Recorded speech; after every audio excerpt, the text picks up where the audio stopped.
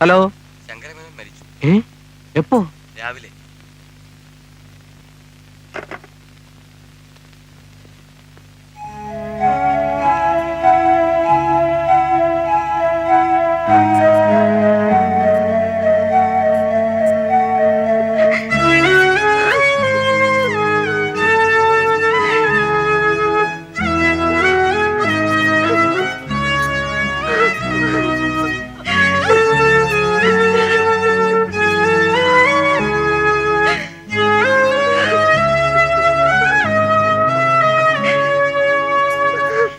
ഇന്നലെ രാത്രി 12 മണി വരെ ഞാൻ കൂടെ തന്നെ ഉണ്ടായിരുന്നു. അപ്പോഴേ ചെറുതായിട്ട് പെയിനും ഉണ്ടായിരുന്നു.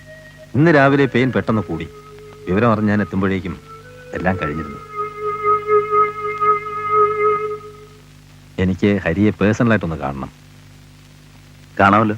തിരക്കില്ല, സൗകര്യമായിട്ടൊരു ദിവസം ക്ലിനിക്കിൽ വന്നാൽ മതി. ഓക്കെ. പറയടാ സത്യം. ഹരി എന്തിനാ ശങ്കരമേനോന്റെ വീട്ടിൽ പോകുന്നത്? എനിക്ക് അറിഞ്ഞൂടാ സാർ.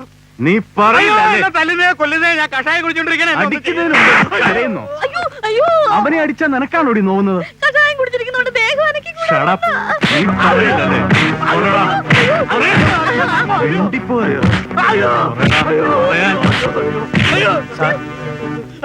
എന്താടോ? ഇവരെ അങ്ങോട്ട് അയക്കാൻ വിശ്വപ്പൻ സാർ പറഞ്ഞു. പോടാന്ന്.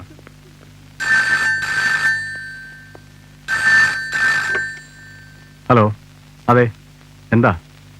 ഗസ്റ്റ് ഹൗസിലേക്കോ? 2 വിസ അയക്കണമെന്നോ? വിടാ. ആ കൊശവൻ CI നിങ്ങൾ ഉപദ്രവിച്ചോ? ഒരുപാട് ഉപദ്രവിച്ചു സാർ. ഉപദ്രവിച്ചോ മോളെ? ചെറുതായിട്ട് ഇങ്ങനെ ഇത്തിരി തൊലി വെളുപ്പും സൗന്ദര്യം ഉണ്ടെന്ന് വിചാരിച്ച് ഡിപ്പാർട്ട്മെന്റിൽ ഷൈൻ ചെയ്യാൻ ഒക്കില്ല. അയാള് വെറും ഒരു കഴുതയാ. വെറും തടി മാത്രമേ ഉള്ളൂ, പൊണ്ണത്തടി. അയാളെ തലയിൽ മുഴുവൻ പിണ്ണാക്ക. ഈ പിണ്ണാക്കിനും വെളിച്ചെണ്ണയ്ക്ക് ഇപ്പൊ മാർക്കറ്റിൽ എന്താ വില? അതുകൊണ്ട് ഞാൻ ഇപ്പൊ പശുക്കൾക്ക് കൊടുക്കുന്നത് പരുത്തിക്കുര. പരുത്തിക്കുര നല്ലതല്ലേ? അപ്പൊ നിങ്ങൾ പോയിക്കോ. ആവശ്യമുണ്ടെങ്കിൽ ഞാൻ വീണ്ടും വിളിപ്പിക്കാം.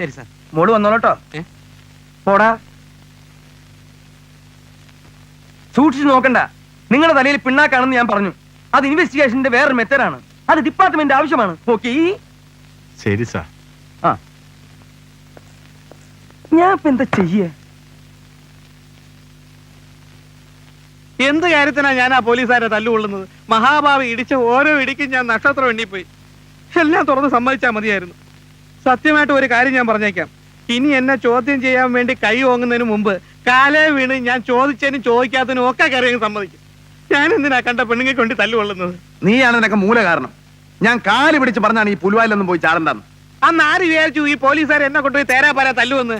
അതുകൊണ്ട് ഇനി ഏതായാലും ഒന്നും ഒളിക്കുന്ന പ്രശ്നമില്ല. നീ പറയോ? ഞാൻ പറയും. നീ പറയൂടാ. ഞാൻ പറയും എന്ന് പറയും. ഇതെന്തൊരു പരീക്ഷണമാണ്. പറഞ്ഞില്ലെങ്കിൽ അവിടെ തല്ല്, പറഞ്ഞാ ഇവിടെ തല്ല്. ഞാനെന്താ മദ്ദളമോ? I'm sorry. ഞാൻ പറയില്ല. എന്നെ കൊന്നാലും ഞാൻ പറയില്ല. ഇതെന്താ വല്ല കോംപ്ലിമെന്റ്സ് ആണോ? അതിൽ 6 എന്ന പേജ് നോക്കിക്കേ. ഇതിലെന്താ ഉള്ളത്? അതിലെ ലാസ്റ്റ് ബട്ട് 1. ആ പേരൊന്ന് വായിച്ചേ. രാജി 73741. ഏതായി രാജി? നിങ്ങൾ അന്വേഷിച്ച് നടന്നില്ലേ? ആ രാജി തന്നെ. ഞാൻ അന്വേഷിച്ച് നടന്ന രാജിയോ? എനിക്കെല്ലാം അറിയാം മിസ്റ്റർ ഹരിഹരൻ. ലത മാലിനിയോട് പറഞ്ഞു, മാലിനി എന്നോട് പറഞ്ഞു. മിസ്റ്റർ ഹരിഹരൻ പേടിക്കണ്ട. എന്നിൽ കൂടി ഇത് പുറത്തൊരാളും അറിയില്ല. എനിക്കെന്ത് പേടി? ഒരാളോടും പറയുന്നത് ലത എന്നോട് പറഞ്ഞത്. അവര് തന്നെ പറഞ്ഞിരുന്ന പിന്നെ ഞാനെന്ത് ചെയ്യാനാ? അതുപോട്ടെ, ഈ ഡയറിക്ക് ഇപ്പോഴത്തെ ഇവിടത്തെ പ്രസക്തി എന്താ? മിസ്റ്റർ സുരേഷിന്റെ പോക്കറ്റ് ടെലിഫോൺ ബുക്കാണത്. ഇതിൽ നിന്ന് ഒരു കാര്യം വ്യക്തമാണ്. രാജിയും സുരേഷും തമ്മിൽ ബന്ധമുണ്ടെന്ന്. ഉണ്ടായിരിക്കാം. പക്ഷെ ഇതിപ്പോ എന്നെ ഏൽപ്പിക്കാൻ എന്താ കാരണം? മേനോന്റെ വീട്ടിൽ വെച്ച് സുരേഷ് മറന്നുപോയതാണിത്. അതിൽ ആ പേജ് കണ്ടുപിടിച്ചതും എന്നെ ഏൽപ്പിച്ചതും മാലിന്യാണ്. അതിന്റെ ആ ഫ്ലാപ്പിനകത്ത് നോക്കിയേ.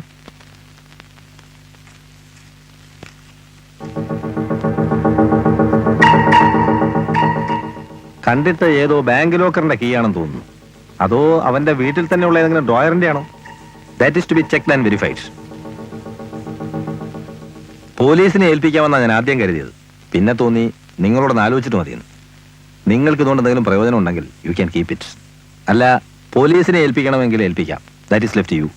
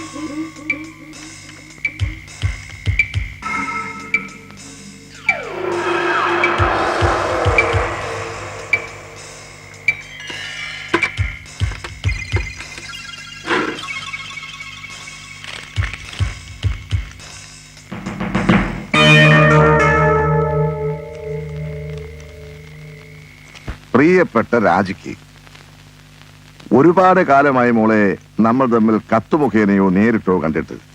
ആശുപത്രിയിൽ വെച്ചാണ് ഞാൻ ഈ കത്ത് എഴുതുന്നത്. ഈ കത്ത് നിന്റെ കയ്യിൽ കിട്ടുമ്പോൾ ഞാൻ ജീവിച്ചിരിപ്പുണ്ടാകുമോ എന്ന കാര്യം സംശയമാണ്. കരൾ അരിപ്പയായെന്നാണ് ഡോക്ടർമാർ പറയുന്നത്. അമ്മയില്ലാത്ത നിനക്ക് ഒരച്ഛൻ നൽകേണ്ട വാത്സല്യം ഞാൻ നൽകിയിട്ടില്ല. എന്റെ ഈ അവസാന നേരത്തെങ്കിലും നിനക്ക് വേണ്ടി എന്തെങ്കിലും ചെയ്യണമെന്ന് എനിക്കുണ്ട്. അവിടെ കൊച്ചിയിൽ ഹിൽ പാലസിനടുത്ത് മുളന്തോട്ടിൽ ശങ്കരമേനോൻ എന്ന പേരിൽ ഒരു വലിയ പണക്കാരനുണ്ട്. അച്ഛൻ അയാളുടെ ഒരു പഴയ ആശ്രിതനാണ്. നീ അദ്ദേഹത്തെ നേരിൽ കാണണം. ഇല്ലെങ്കിൽ അദ്ദേഹത്തിന്റെ സഹോദരി സരോജിനിയമ്മയെ കണ്ടാലും മതി. പാവുണ്ണിയുടെ മകളാണെന്ന് പറഞ്ഞാൽ അവർ മനസ്സിലാക്കിക്കൊള്ളും. നിനക്ക് അവർ എല്ലാ മാസവും 1500 രൂപ വെച്ച് തരും. എന്തെങ്കിലും എതിര് പറഞ്ഞാൽ എല്ലാ രഹസ്യവും നിനക്കറിയാമെന്ന് പറയുക. പിന്നെ അവർ തർക്കിക്കില്ല. എന്റെ കൈകൾ വിറയ്ക്കുന്നു. വല്ലാത്ത ക്ഷീണം. മരിക്കുന്നതിന് മുമ്പ് നിന്നെ ഒന്ന് കാണണമെന്നുണ്ട്. നടക്കുമോ എന്തോ. സസ്നേഹം, അച്ഛൻ. ഈ പാവുണ്ണി ഇപ്പോ ജീവിച്ചിരിപ്പുണ്ടോ ആവോ? ജീവിച്ചിരിപ്പുണ്ടെങ്കിൽ രാജിയുടെ മരണത്തെക്കുറിച്ച് പത്രത്തിലൊക്കെ വന്നതല്ലേ, അയാൾ അന്വേഷിച്ചു വരായിരിക്കോ? ഈ കത്ത് സുരേഷിന്റെ ഡ്രോയറിൽ എങ്ങനെ വന്നു? സുരേഷ് രാജിയുടെ ഒരു ക്ലയന്റ് ആയിരുന്നു. അയാൾ ശങ്കരമേനോന്റെ ബന്ധുവാണെന്ന് അറിഞ്ഞപ്പോ രാജി ഈ കത്ത് അയാളെ കാണിച്ചു കാണും. വക്കീലേ, സംഗതിയൊക്കെ ക്ലിയർ ആവുന്നുണ്ട്. പൈസയ്ക്ക് ആർത്തി പിടിച്ച് നടക്കുന്ന സുരേഷിന്റെ ബുദ്ധിയാവാം രാജിയുടെ ഫോൺ കോളും ഭീഷണി. രോഗിയായ മേനോനേക്കാൾ മകളെ മുതലെടുക്കുന്നതാവും എളുപ്പമൊന്നും സുരേഷ് കരുതി കാണും. ഒരു പക്ഷേ പണവുമായി ലത ചെന്നിരുന്നെങ്കിൽ എന്ത് രഹസ്യമിരിക്കുന്നു രാജിയുടെ പക്കൽ ലതയോട് പറയാൻ?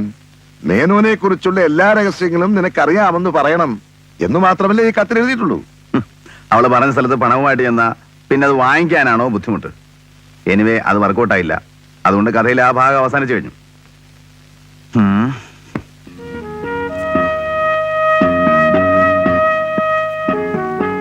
ഈ കഥയിലെ രണ്ട് പ്രധാന കഥാപാത്രങ്ങൾ കൊല്ലപ്പെട്ടു കഴിഞ്ഞു, രാജിയും സുരേഷും.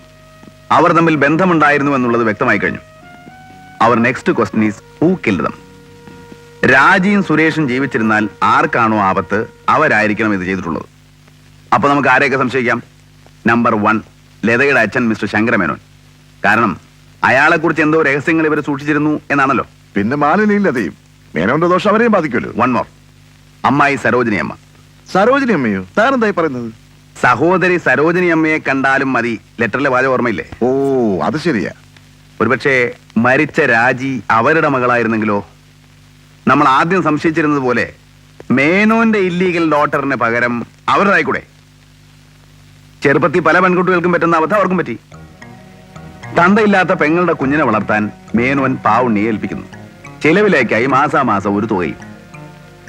രാജിയുടെ ഇന്നത്തെ ബാക്ക്ഗ്രൗണ്ട് നമുക്കറിയാം. നല്ല കൃഷിയും കൊയ്ത്തും ഒക്കെ നടക്കുന്ന സമയമാണ്. അങ്ങനെ ഒരു മകൾ ഇങ്ങനെ ഒരു ഭീഷണിയുമായി വന്നാൽ ഏത് അഭിമാനം സഹിക്കും? വക്കീലാണെ സഹിക്കുവോ? തട്ടുകയല്ലേ? അപ്പൊ അത് തന്നെയാണ് ഇവിടെയും സംഭവിച്ചിരിക്കുന്നത്. രാജിയുടെ ഭീഷണി ഏതെങ്കിലും രീതിയിൽ അറിയാൻ ഇടയായ മേനോൻ സഹോദരിയുടെ അഭിമാനം രക്ഷിക്കാൻ വേണ്ടി ചെയ്തിരിക്കാം. അല്ലെങ്കിൽ അവർ തന്നെ ആയിരിക്കാം. ഒരു സ്ത്രീ അത് ചെയ്യൂ, അതും രണ്ടുപേരെ. പിന്നെ ബെഡിൽ കിടക്കുന്ന മേനോൻ ചെയ്യുവോ? അപ്പൊ രണ്ടുപേരിൽ ആരായിരുന്നാലും ശരി മറ്റൊരാളുടെ സഹായം തേടിയിരിക്കും.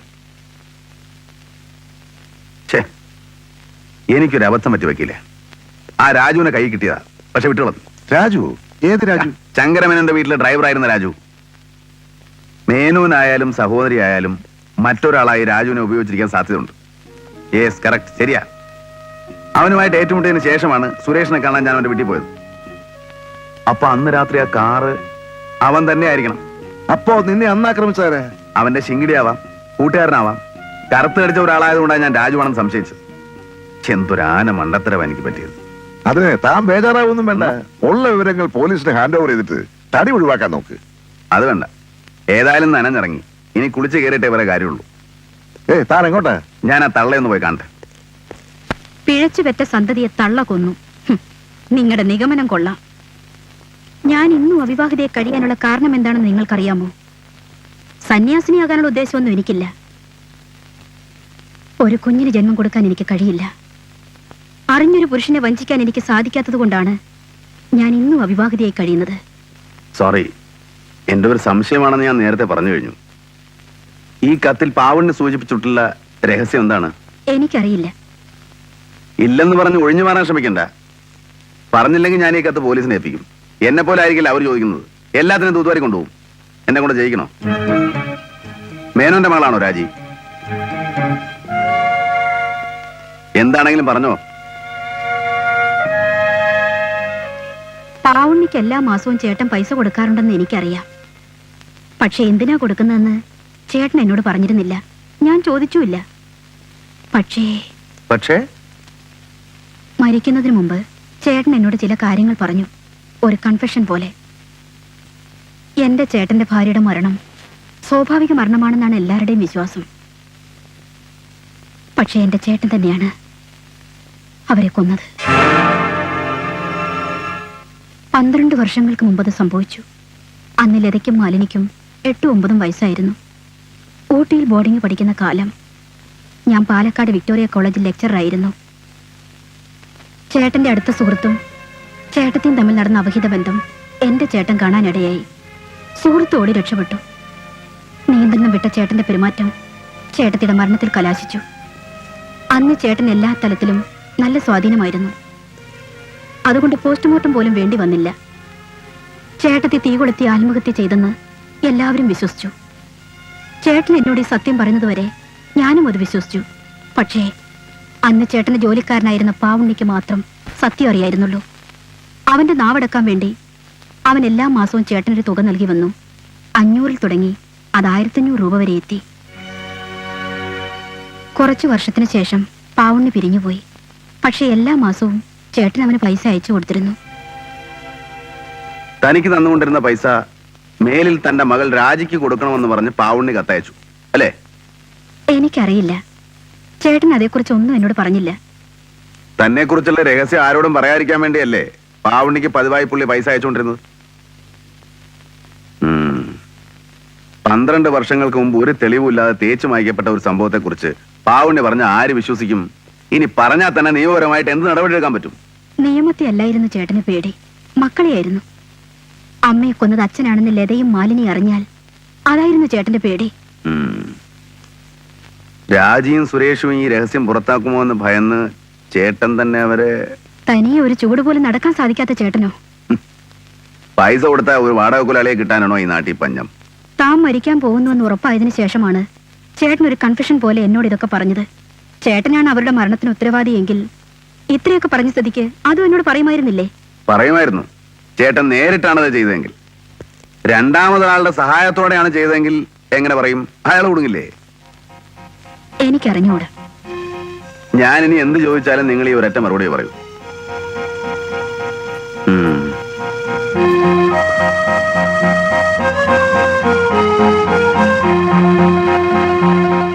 ഇതേക്കുറിച്ചൊന്നും ലത അമ്മായിയോട് ചോദിക്കാൻ നിൽക്കണ്ട, ആരോടും പറയാൻ വേണ്ട. ശരി. ലതയുടെ അച്ഛനെ സംശയിക്കുന്ന സാഹചര്യങ്ങൾ എന്നെ നിർബന്ധിക്കുന്നു. അങ്ങനെയാണെങ്കിൽ രണ്ടാമതൊരാളുടെ സഹായം അച്ഛൻ തേടിയിരിക്കും. അയാൾ ആരാണെന്ന് അറിയുന്നവരെ ലത സൂക്ഷിക്കണം. ഞാനിത് പറയാൻ കാരണം ആരോടും പറയരുതെന്ന് പറഞ്ഞ് എന്നോട് പറഞ്ഞ കാര്യം ലത തന്നെ പലരോടും പറഞ്ഞു. അതുകൊണ്ടാ. എന്തിനാ മാലിനിയോട് പറഞ്ഞത്? മാലിനി പറഞ്ഞ ഡോക്ടർ മോഹൻ പറഞ്ഞു. ഏതെങ്കിലും രീതിയിൽ ഇത് പോലീസിന്റെ ചെവിയിലെത്തിയ പിന്നെ എന്നെ പഠിച്ചിട്ട് കാര്യമില്ല. എനിക്ക് പറയേണ്ടി വന്നു. പറയേണ്ടി വന്നോ? അതെ. അതിന്റെ കാരണമാണ് ഞാൻ ചോദിച്ചത്. 4-5 ദിവസം മുമ്പ് എനിക്കൊരു ഫോൺ കോൾ വന്നു ഒരാളുടെ.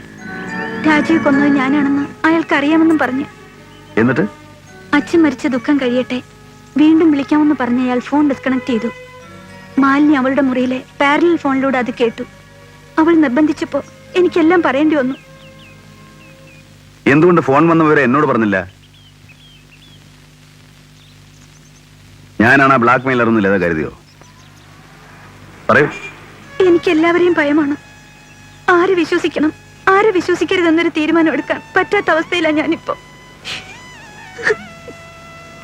എന്തിനാ കരയുന്നത്? ഞാൻ ലതയെ സഹായിക്കാനേ ശ്രമിച്ചിട്ടുള്ളൂ. നമുക്ക് പോവാം.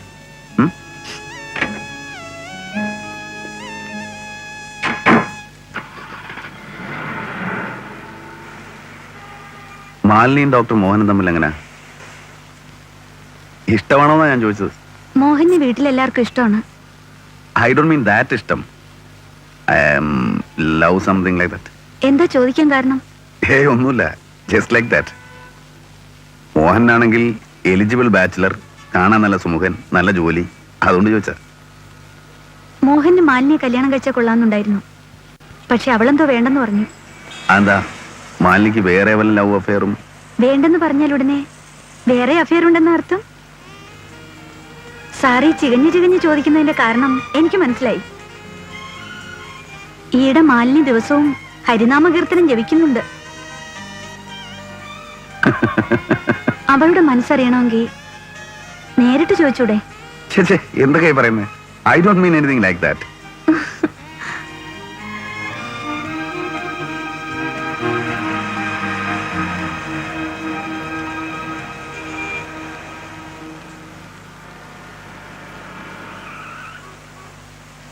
ജസ്റ്റ് എ മിനിറ്റ്, ഞാനൊന്ന് കടയിൽ കയറിയിട്ട് വരാം. ഓക്കെ.